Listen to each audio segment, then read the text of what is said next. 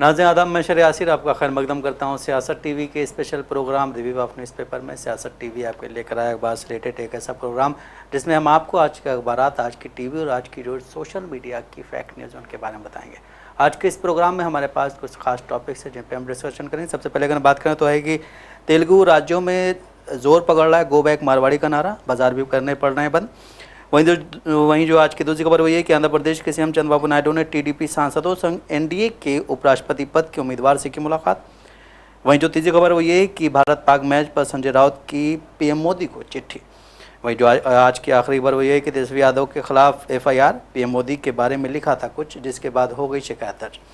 इन सब टॉपिक्स पर डिस्कशन के लिए हमारे साथ मौजूद है हमारे साथी शाहिद उमैर। शाहिद आपका खैर मकदम। शायद सबसे पहले अगर हम बात करें मारवाड़ी गो बैक के नारे की, तो एक पुरानी कहावत है कि जहाँ ना पहुँचे बैलगाड़ी वहाँ पहुँचे मारवाड़ी। लेकिन ये कहावत राजस्थान और गुजरात के व्यापारियों का गुणगान भले करती हो, बट अब उन्हीं मारवाड़ियों का विरोध हो रहा है। ये विरोध तेलंगाना से शुरू हुआ जो अब आंध्र प्रदेश तक पहुँच गया है। गो बैक मारवाड़ी के नारे लग रहे हैं। तेलुगु राज्यों में ये एक अलग तरह की आग सुलग रही है। राजनीतिक व्यापार करने वाले लोगों के इर्द गिर्द ये चीज़ें राजनीति के आधार पर चल रही हैं, ऐसा कहा जा रहा है। वहीं तेलंगाना शुरू हुआ ये विवाद अब आंध्र प्रदेश में फैल गया है। गो बैक मारवाड़ी का मुद्दा अब खुलकर सामने आ गया है। ये धीरे धीरे एक आंदोलन के रूप में जो है उजागर होता रहा। जिस तरह हमने कल भी देखा कि तेलंगाना में भी कई सारी जो मार्केट थी वो बंद थी, उसमें भी गो बैक मारवाड़ी के नारे लग रहे थे। उसके बाद फिर हमने देखा कि आंध्र प्रदेश की भी बहुत सारी मार्केट बंद थी।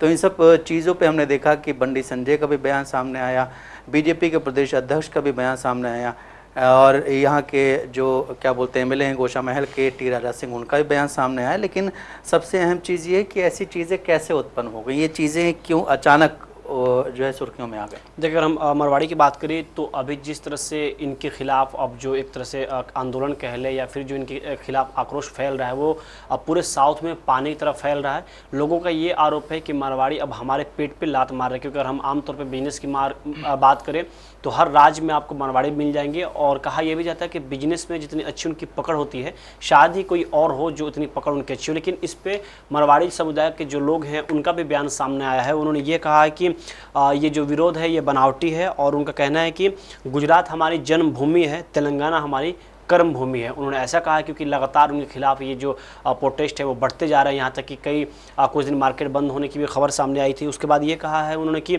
हम यही पैदा हुए हैं, हम यही पले बड़े हैं, हम अपने दादा दादी के ज़माने से यहीं रह रहे हैं, हम भी आपके ही लोग हैं। तो आप समझ सकते हैं कि किस तरह से जो ये अब प्रोटेस्ट उनके खिलाफ जो लोगों में आक्रोश है वो साउथ में पूरी तरह पानी की तरफ फैल रहा है। लेकिन अब इसी बीच उनका ये कहना है कि हम भी यहीं के लोग हैं, क्योंकि उन्होंने ये कहा है कि गुजरात हमारी जन्मभूमि है लेकिन कर्म भूमि हमारी तेलंगाना हैदराबाद है। लेकिन जिस तरह से कहा जाता है कि कोई भी ग्राहक हो उसको भगवान सम्मान माना जाता है, लेकिन मारवाड़ियों की तरफ से जो कदम उनके खिलाफ उठाए गए उसके बाद से जो आंदोलन है ये आंदोलन और फैलते जा रहा है। इनके खिलाफ कई तरह के सवाल भी खड़े किए जा रहे हैं। लेकिन उससे बड़ी बात है कि अब इसमें राजनीति एंगल भी जोड़ दिए गए हैं। जो अब नेता हैं उनके तरफ से बयानबाजी शुरू हो गई है। तो अब सवाल ये भी खड़ा हुआ है कि जब ये एक मामला कारोबारी का है, ये एक मामला दुकानदार का है, तो फिर इसमें अब पॉलिटिकल एंगल देने की कोशिश क्यों की जा रही है, और क्या आने वाले वक्त में इसको भी मारवाड़ी बनाम कांग्रेस कर दिया जाएगा। बिल्कुल सही। लेकिन जिस तरह से हमने देखा कि मारवाड़ियों के खिलाफ जो शिकायतें आ रही हैं, जिस तरह से उन्होंने एक अनुसूचित जाति के बंदे को मारा था, उसके बाद फिर ये भी चीज़ें काफ़ी ज़्यादा वायरल हो रही हैं कि वो ख़राब जो सामान होता है, मटेरियल होता है, उसको सस्ते दामों पे बेचने का भी उन पर इल्ज़ाम लग रहा है। और फिर एक चीज़ ये भी कि जिस तरह से हम बात कर रहे हैं तेलंगाना की, तो यहाँ हैदराबाद की जो बड़ी मार्केट है उसके वहाँ के लोगों का ये कहना है कि सबसे पहले आप हैदराबादियों को जॉब दें, लेकिन वो भी चीज़ें नहीं हो रही। इसको लेकर के ये आंदोलन और बढ़ता जा रहा है। कल हमने देखा कि मार्केट बंद थी और गो बैक मारवाड़ी के नारे लग रहे थे। यहाँ तक कि तेलंगाना के साथ ही आंध्र प्रदेश के भी कई मार्केट बंद थे। तो इसको लेकर के हमने ये भी देखा है कि कई सारे संगठन जो हैं वो भी अब गो बैक मारवाड़ी के लिए खड़े हो गए। लेकिन मारवाड़ियों का जो संगठन है उसने जो है जो यहाँ के बड़े लीडर्स हैं उनसे मुलाकात की है और उनसे ये बात जो आपने कही कि मेरा जन्म भले गुजरात में हुआ हो या राजस्थान में हुआ हो, लेकिन हमारी कर्म भूमि ये है तो हमें भी उसी तरह की इज़्ज़त मिलनी चाहिए। लेकिन सबसे बड़ी चीज़ ये है कि जब आप कहीं जाते हैं, कारोबार करते हैं, तो वहाँ के लोगों की भी इज़्ज़त करनी चाहिए। और एक जो बिजनेसमैन होता है या कोई कारोबारी उस तरह का होता, छोटी दुकान वाला हो या बड़ी दुकान वाला हो, सबसे उसमें जो मेन चीज़ होती है ये होती है कि आपका बात करने का तरीका क्या है, आप किस तरह से अपने जो है ग्राहक से बात करें। जिस तरह हम बात करें कि आंध्र प्रदेश में भी ये चीज़ें फैलनी, उसी तरह आंध्र प्रदेश के मुख्यमंत्री चंद्रबाबू नायडू ने टीडीपी सांसदों के साथ कल दिल्ली में एनडीए के उपराष्ट्रपति पद के उम्मीदवार सीपी राधाकृष्णन से मुलाकात की है। नायडू ने राधाकृष्णन को उम्मीदवार बनाए जाने पर खुशी जताई। उन्होंने टीडीपी के समर्थन की घोषणा की है।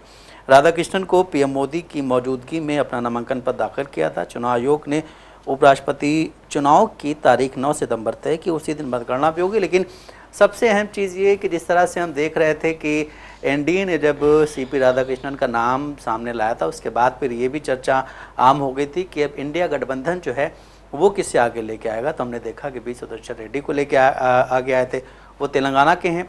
अब ये भी देखना अहम होगा कि चंद्रबाबू नायडू ने एक चीज़ तो बोल दी है कि हम उनका समर्थन नहीं करेंगे और हम एनडीए के जो उम्मीदवार हैं उन्हीं के समर्थन करेंगे। लेकिन सबसे अहम चीज़ ये है कि चुनाव के एन वक्त में जो क्रॉस वोटिंग होती है वो कितना प्रभाव डालेगी बीजेपी पे या एनडीए पे। क्योंकि अभी हमने देखा कि जब इसके बारे में बीआरएस से बात की गई तो बीआरएस ने बोला कि हमें इतना यूरिया दें आप, उसके बाद हम आपका समर्थन करेंगे। और फिर अगर बात की जाए वाईएसआर कांग्रेस पार्टी की तो उन्होंने भी सीपी राधाकृष्णन का समर्थन किया था। लेकिन अब सबसे अहम चीज़ ये हो रही है कि जब बी सुदर्शन रेड्डी का नाम आगे आया है, उसके बाद अभी तक खुल के जो सामने आए हैं वो सिर्फ चंद्रबाबू नायडू आए हैं। अभी तक वाईएसआर कांग्रेस पार्टी के किसी भी लीडर ने कोई भी बयान नहीं दिया। तो इससे ये भी अंदाज़ा लगाया जा रहा है कि शायद एन मोमेंट पे जो है जो क्रॉस वोटिंग है वो होती हो। लेकिन अगर एनडीए के अपने सारे लोग उन्हीं को वोट करते हैं तो फिर नो डाउट वही जीत जाएंगे। लेकिन सबसे अहम चीज़ ये कि अगर वहाँ पे क्रॉस वोटिंग होती है तो ये बीजेपी के लिए भी सही नहीं होगा और ये एनडीए के लिए भी सही नहीं होगा। सबसे अहम चीज़ ये कि ये देश के प्रधानमंत्री के लिए सही होगा, क्योंकि उनको ये लगता है अभी कि हमारा जो एनडीए ग्रुप है वो काफ़ी ज़्यादा मजबूत है। लेकिन अगर वहाँ पे क्रॉस वोटिंग होती है तो उनका जो वोट बैंक है या उनकी जो कुर्सी है वो कहीं ना कहीं खिसकने की उनकी एक टेंशन बढ़ जाए।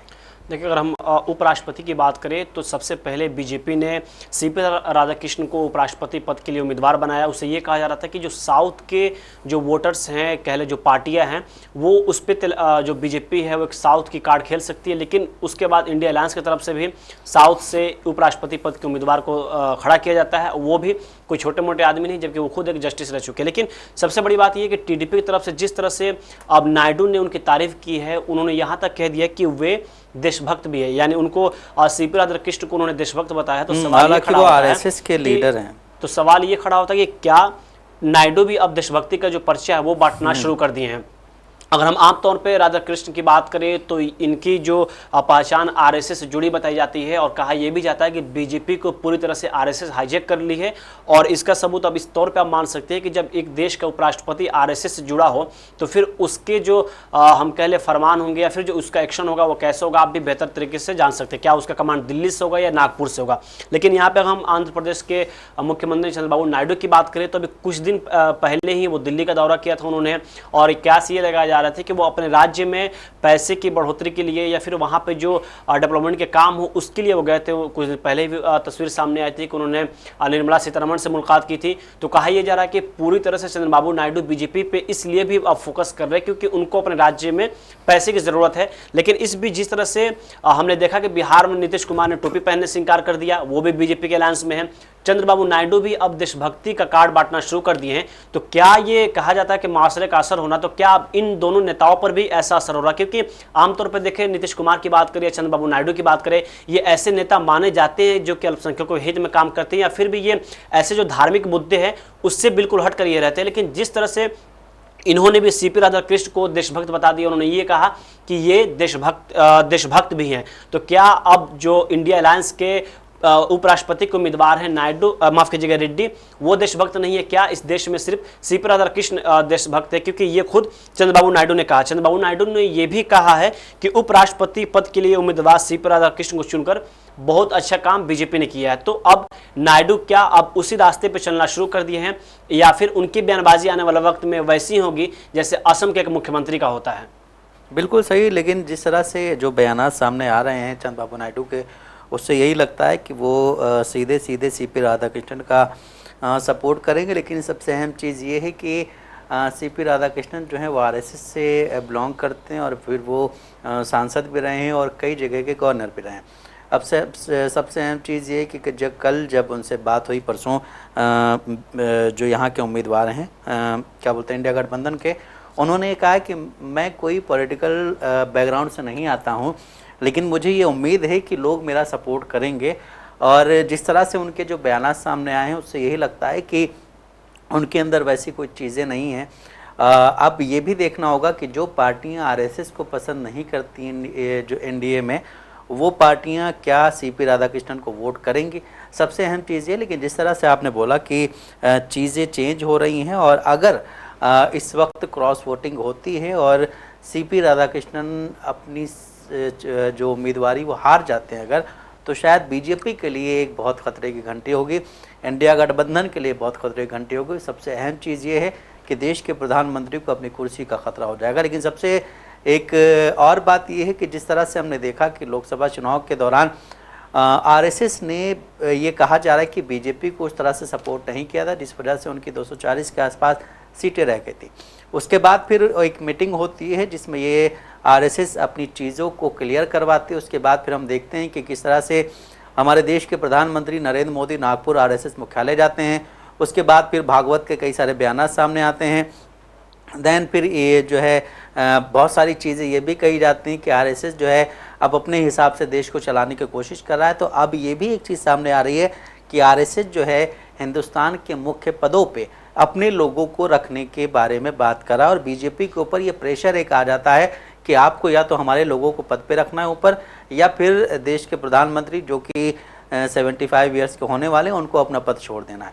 इन सब टॉपिक्स पे अभी भी जो है जो पॉलिटिकल पार्टीज़ हैं उनमें चर्चा चल रही है। लेकिन सबसे अहम चीज़ एक ये भी है कि शायद जिस तरह से हम देख रहे थे कि जब पहलगाम अटैक हुआ था उसके बाद जो है फिर यहाँ से ऑपरेशन सिंदूर चला जाता है। उसके बाद फिर एक वो होना था WCL करके मैच, उसमें हिंदुस्तान ने पाकिस्तान से मैच खेलने से मना कर दिया था। पूरी टीम ने नहीं मना किया था, पहले कुछ प्लेयर्स ने स्टैंड लिया अपना, उसके बाद फिर वो मैच कैंसिल कर दिया गया। उसके बाद फिर एक मौका वो भी आता है जब जो है सेमीफाइनल का मैच होना था, लेकिन इंडियन टीम ने जो WCL की टीम थी उसने अपना पूरा मैच वो कर दिया अलग कि हम नहीं खेलेंगे। लेकिन इस बीच ये भी चीज़ें सामने आ रही थी कि एशिया कप जो है वो होगा कि नहीं हिंदुस्तान पाकिस्तान का मैच, लेकिन अब उसको हरी झंडी मिल गई है और हिंदुस्तान पाकिस्तान का मैच होगा।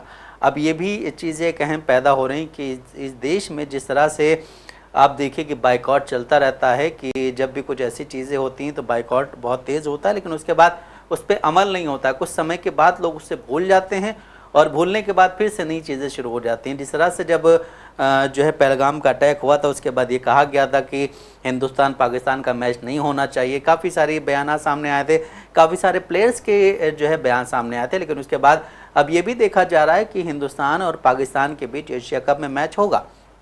उसको लेकर के अभी जिस तरह संसद चल रही थी उसमें भी कई लोगों ने इस पर आवाज़ उठाई कि इस मैच को नहीं होना चाहिए, लेकिन फिर भी उन सब की आवाज़ नहीं सुनेगी। और इस बीच एक चीज़ और याद आ रही कि जब WCL का मैच हो रहा था उस दौरान एक हिंदुस्तान के बड़े क्रिकेटर हैं, उन्होंने ये कहा था कि जो छोटे बजट के मैचेस हैं वो नहीं होंगे, लेकिन जो बड़े बजट का मैच है वो होगा। जिस तरह से WCL था वो छोटे बजट का मैच था, लेकिन एशिया कप हिंदुस्तान पाकिस्तान का मैच बड़े बजट का है तो वो होगा। और जिस तरह से उन्होंने कहा था वो चीज़ें आज सच होती नज़र भी आ रही हैं। शायद जिस तरह से हम बात कर रहे थे कि अभी हमने बोला कि इस बीच शिवसेना नेता संजय राउत ने इसको लेकर सवाल खड़ा किया। इसके साथ ही उन्होंने मैच रद्द करने को लेकर प्रधानमंत्री नरेंद्र मोदी को एक चिट्ठी भी लिखी है।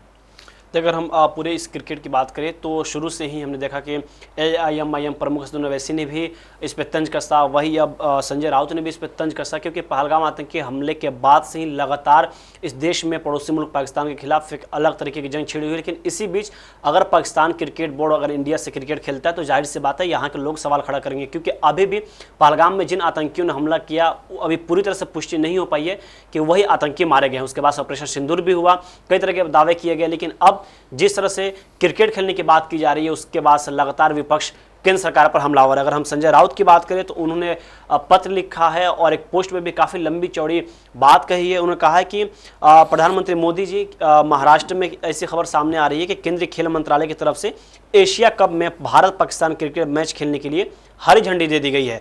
आगे उन्होंने ये कहा कि ये खबर भी है कि हर नागरिक के लिए ये दुखद है, और उन्होंने 5 सवाल किए हैं, जिसमें अहम उन्होंने जो पहलगाम आतंकी हमले की बात करें, ऑपरेशन सिंदूर की बात करें, तमाम तरह का उन्होंने उसमें जिक्र किया है।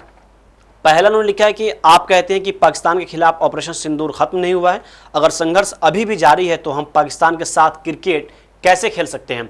अगर इसमें हमने देखा कि असदुद्दीन ओवैसी ने भी प्रेस कॉन्फ्रेंस किया था, बात की थी मीडिया से, इस पर उन्होंने सवाल खड़ा किया था। संसद में भी हमने देखा प्रियंका चतुर्वेदी ने, कई सारे ऐसे सांसद हैं जिन्होंने अपनी आवाज़ उठाई थी और इस दौरान ये भी कहा था कि अगर अमित शाह एक कॉल कर दें तो शायद ये मैच रद्द हो जाए, लेकिन उसके बाद कुछ भी ऐसी चीज़ें सामने नहीं आती, ना गवर्नमेंट की तरफ से कोई ऐसा बयान सामने आता नहीं। अगर हम देखें कि अपने देश में जब भी बात होती है रोहिंग्या की या फिर दूसरे देश से अपने देश में कुछ लोग गैर तरीके से घुसे, तो गृह मंत्रालय अमित शाह के पास है।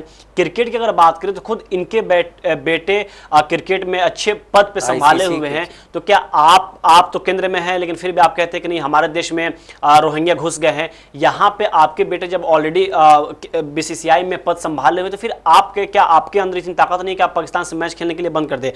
अगर हम संजय राउत की बात करें तो उन्होंने दूसरा सवाल यह किया है कि पहलगाम हमला एक पाकिस्तानी आतंकवादी समूह द्वारा किया गया था, जिसमें 26 महिलाओं के सिंदूर मिटा दिए गए।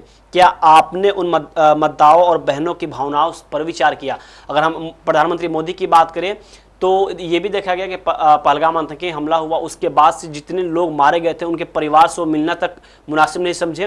वो दूसरे देश के दौरे से तो अपने देश आते लेकिन सीधा वो बिहार पहुंच जाते। लेकिन अभी जिस तरह से फिर खबर सामने आई है कि पाकिस्तान और इंडिया के मैच होने वाले हैं, तो अब देखने वाली बात होगी कि जब सरकार ने ये तय कर लिया कि क्रिकेट खेला जाएगा, तो अगर सच में लोग बाइकआउट कर रहे हैं तो उस दिन मैच में स्टेडियम में कितने लोग पहुंचते हैं, या सोशल मीडिया पे जहां से मैच लाइव टेलीकास्ट किया जाता है वहां पे भी वर्ग कितने पहुंचते हैं। अगर सच में लोगों के खिलाफ नफरत है या फिर कह ले इससे अभी भी नाराजगी है, तो यकीनन मैच का बाइकआउट होना चाहिए। लेकिन अब जिस तरह से सरकार दोहरी नीति अपना रही है, एक तरफ तो आप पानी बंद करने की बात कहते हो, प्रधानमंत्री मोदी का यह दावा होता है कि खून और पानी एक साथ नहीं बह सकते, तो फिर अगर ये दोनों एक साथ नहीं बह सकते तो फिर मैच पाकिस्तान से कैसे हो सकते हैं। खून और पानी एक साथ नहीं बह सकते, लेकिन खून और क्रिकेट एक साथ चल सकते हैं। खून और जो बीसीसीआई है उसको पैसा एक साथ चल सकता है। लेकिन जिस तरह से आपने बात की कि जब पहलगाम अटैक हुआ था उस दौरान देश के प्रधानमंत्री विदेश दौरे पर थे और वो अपना दौरा मुख्तसर करके वहाँ से वापस आते हैं हिंदुस्तान में वापस आकर के वो सीधे बिहार जाते हैं। बिहार में एक संकल्प लेते हैं, इंग्लिश में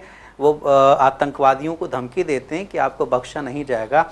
उसके बाद फिर ऑपरेशन सिंदूर चलता है। ऑपरेशन सिंदूर के बाद फिर देश में संसद चलती है और संसद चलने में जब उनसे बात की जाती है कि भाई आप ये बताइए ट्रंप कौन होते हैं इस युद्ध को रुकवाने वाले, तो उसके बारे में कोई जवाब नहीं दिया जाता। लेकिन कल फिर देश के प्रधानमंत्री बिहार गए, गया जी गए, वहाँ पे उन्होंने वहाँ पे एक जनसभा को संबोधित किया और दौरान उन्होंने कहा है कि बिहार से जो संकल्प लिया था हमने वो हमने पूरा किया है। मतलब बिहार में ही उन्होंने उस दौरान जा कर के जो आतंकवादी उनको धमकी दी थी, वो कल ये बयान दिया उन्होंने कि आतंकवादी कहीं भी छुप जाएं, हिंदुस्तान की मिसाइलें उनको नहीं छोड़ेंगे। जिस तरह से देश के प्रधानमंत्री नरेंद्र मोदी बिहार का दौरा कर रहे हैं, बिहार में जाके बड़ी बड़ी बातें कर रहे हैं। उसी दौरान कल हमने देखा कि तेजस्वी यादव ने एक बयान दिया जिसमें लिखा गया है कि जुमलों की दुकान बताया देश के प्रधानमंत्री नरेंद्र मोदी की रैली को उन्होंने जुमलों की दुकान बताया, जिसके बाद उन पे एक केस हो गया है। और जिस तरह से हम बात कर रहे हैं कि जुमलों की दुकान बताने पे केस हो गया है, वहीं एक अपोजिशन का लीडर ऐसा भी है जिसको जो है पप्पू बनाने के लिए पता नहीं कितना पैसा खर्च किया गया, हर जगह पप्पू बोला जाता था उसको, लेकिन उसके बारे में कुछ भी नहीं सोचा जाता। एक देश के प्रधानमंत्री अगर उनसे कोई सवाल करता है तो वो देशद्रोही हो जाता है, अगर कोई उनकी जय जयकार करता है तो वो जो है हिंदुस्तान का अच्छा नागरिक होता है। देखिए, अगर हम तेजस्वी यादव की बात करें तो इन पे 2 ऑलरेडी एफआईआर हो चुके हैं। एक एफआईआर जो महाराष्ट्र से हुआ है और दूसरा एफआईआर एक शिल्पी नाम की शिकायतकर्ता है उन्होंने किया है। अगर हम पूरे इस एफआईआर की बात करें तो तेजस्वी यादव ने प्रधानमंत्री मोदी को लेकर तंज कसा था। हालांकि पहली बार कोई ऐसी बात नहीं है जो शब्द को लेकर विवाद छिड़ा, उसके पहले भी देखा गया कि जब संसद के अंदर प्रधानमंत्री मोदी को लेकर जब कुछ बयानबाजी शुरू हुई, कुछ जुमलों का इस्तेमाल किया गया, तो कैसे संसद के अंदर भी उसको बाइकआउट कर दिया गया और उस पर यह एलिगेशन लगा दिया गया कि आप इन शब्दों को इस्तेमाल नहीं कर सकते। आज तेजस्वी यादव से जब ये सवाल पूछा गया तो उन्होंने कहा कि क्या जुमला शब्द करना भी अब इस देश में देशद्रोह हो गया है। देशद्रोह से बात याद आती है कि अभी देखा गया कि इस देश में कैसे जो लोग बोल रहे हैं उनको दबाने के लिए लगातार एफआईआर करके उन पर दबाव बनाया जा रहा है। हम इसलिए ऐसा कर रहे हैं क्योंकि खुद असम के मुख्यमंत्री के ऊपर एक पत्रकार ने जब रिपोर्ट किया, हालांकि वो रिपोर्ट पूरी तरह से कोर्ट को लेकर है, कोर्ट ने जो कहा है उसके तर्ज पर कहा गया, लेकिन फिर भी उस रिपोर्टर के ऊपर देशद्रोह का केस दर्ज कर दिया जाता है। तो आप समझे कि किस तरह से अगर आप प्रधानमंत्री मोदी को लेकर तंज कसते हैं तो उसके बाद अगर आपकी आवाज दबाने की कोशिश की जाए, कोई और एंगल नहीं मिलता है, तो आप पे एफआईआर करके केस दर्ज कर दिया जाएगा। वही तेजस्वी यादव ने यह भी कहा है कि हम अपनी बातों से रुकेंगे नहीं, हम एफआईआर से डरने वाले हैं नहीं।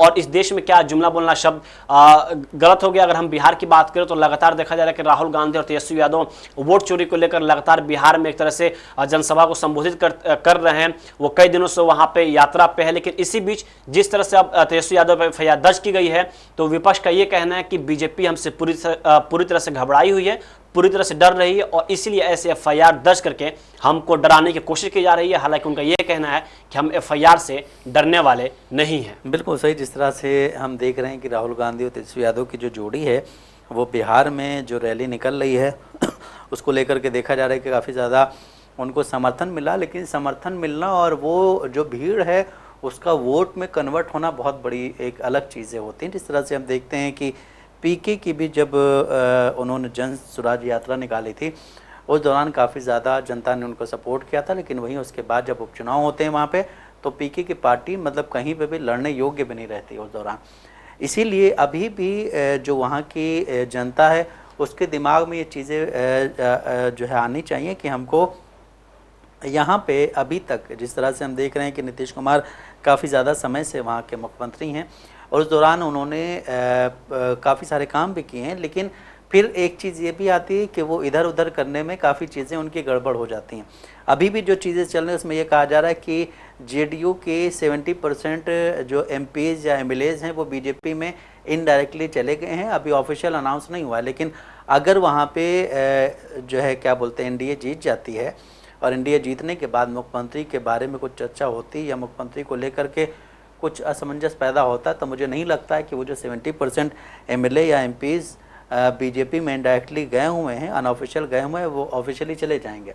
लेकिन जिस तरह से बात की जा रही है कि चिराग पासवान अपनी एक अलग पहचान जो है बनाने के लिए अलग चुनाव लड़ने की बात करें कि हम सारी सीटों पर चुनाव लड़ेंगे, उसी के साथ फिर अगर देखा जाए तो वहाँ पे पीके भी सारी सीटों पर चुनाव लड़ेंगे और फिर इंडिया गठबंधन की जो पार्टियाँ हैं जिसमें तेजस्वी यादव की पार्टी आरजेडी और कांग्रेस और जेएमएम है, या फिर अगर बात की जाए समाजवादी पार्टी की, या फिर अगर बात की जाए वीआईपी की, या फिर अगर सीपीआईएम की बात करिए, ये सब अभी साथ में चल रहे हैं। लेकिन सबसे अहम चीज़ ये है कि जब सीट शेयरिंग का मामला आएगा तो इनमें कितनी बात बन पाएगी, क्योंकि सबसे अहम चीज़ ये है कि वहाँ पे जो है पप्पू यादव वो अपने आप को कांग्रेस का बड़ा लीडर बताते हैं और वहाँ पे कन्हैया कुमार अपने आप को कांग्रेस का बड़ा लीडर बताते हैं, लेकिन पप्पू यादव कन्हैया कुमार की दोनों की जो है तेजस्वी यादव से अच्छी नहीं बनती है। अब अगर आप एक गठबंधन में होने के साथ ही दोनों की अच्छी नहीं बन रही है तो ये पार्टी के लिए काफ़ी ज़्यादा जो है ख़तरनाक चीज़ पैदा हो जाती है कि उनको किस तरह से सबको सेपरेट रखना है, किस तरह से चीज़ें एक ऐसे ही वो खोलनी है कि उसमें सारी चीज़ें एक साथ अपनी अपनी जगह पे सेट हो जाएं। तो नाज़रीन, जैसा कि आपने देखा हमने आपको न्यूज़पेपर्स के ज़रिए अहम खबरों से रूबरू करा। ऐसी ज़रूरी खबरों से रूबरू होने के लिए हमारे साथ इस प्रोग्राम से जुड़े रहें और अगर आपके इस प्रोग्राम से रिलेटेड कोई भी राय है तो हमें कमेंट बॉक्स में ज़रूर लिखें। इसी के साथ हमारा प्रोग्राम ये ख़त्म होता है। मुझे और मेरे साथी शाहिद उमैर को दें इजाज़त। आप बने रहें सियासत टीवी के साथ। अल्लाह हाफिज़।